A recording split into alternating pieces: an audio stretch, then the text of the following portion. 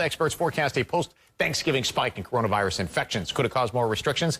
Let's bring in this morning's players. And this morning we have senior contributor for Young Voices, Dan King, and CEO of Ferex Strategies, Christina Antello. Hope you guys both had a great Thanksgiving. We know in our lines of work it never really changes and you don't get that time off. So we will continue the conversations, much like the president continuing to try to find votes out there. But the issue is, at least in Wisconsin, you know, you file these challenges and you actually lost votes because they found more votes for Joe Biden. So, Dan, what's the next move in this strategy? Honestly, who knows? I mean, the Trump administration strategy here seems to be just sort of a scattershot approach and try anything and see if something sticks to the wall. But clearly it's not working. As you mentioned, his lawsuit that he spent millions on in Wisconsin added more votes for Joe Biden. So I really think it's time for the president to move on and concede so we can get to just the peaceful transition and the seamless transition of power. Dan, let me stick with you for a second, and I want to ask your opinion on this from a conservative standpoint.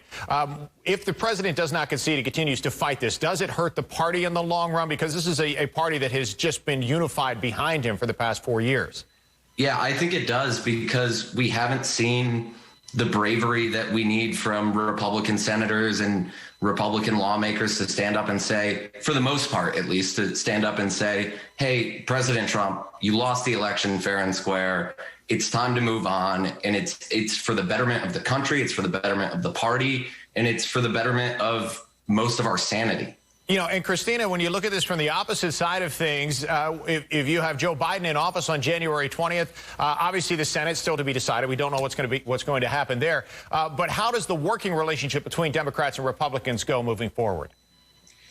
I think that is going to be an interesting one to watch. Obviously, you know, Mitch McConnell has been in the Senate for decades, and he has worked with President-elect Biden for decades. They know each other well. I won't say they're friends, but they at least have a working relationship. I think both of them are legislators and want to get things done. And I don't think that there is the opportunity for Republicans right now to be obstructionists and just say no to everything right now. I think during this coronavirus pandemic, clearly for the last 6, 7, 8 months, there hasn't been enough aid given. There needs to be something done now, and they've got plenty of fertile ground to find some deals. So I expect we'll be able to find that coming in January. Do you think, even with a President Trump not in the White House but very active on social media, that Republicans who are still on Capitol Hill, will they listen to him? Christina, do you think so? I don't know if they will. I think that, President Trump, he really loves the media attention. And I think without the platform of the White House, he's not going to get anywhere near as much of it. And so, sure, he'll be out there tweeting, but, tweeting into oblivion, I'm not sure. Will he get some coverage? Sure, some networks might pick him up. But I don't know that the Republicans on Capitol Hill will feel shackled by anything and everything that he says. Now, to be clear, during his fundraising for his quote-unquote, legal defense fund, he's been raising a lot of money for a leadership PAC. I think he's going to continue to use some of that to be influential in the party. So I don't think by any means he's gone, or at least Trumpism isn't gone. And certainly we know some of the other Trumps are looking to run for office as well. All right, I want to switch it up right now to the coronavirus, and obviously a lot of attention to this. Dan, I don't know if either of you, Dan or Christina, traveled over Thanksgiving, but you probably know somebody who did. It's a little tricky right now because you're going to have a Thanksgiving rush and then maybe a Christmas holidays rush. Do you think, Dan, that more restrictions will be put in place, and if so, are they warranted?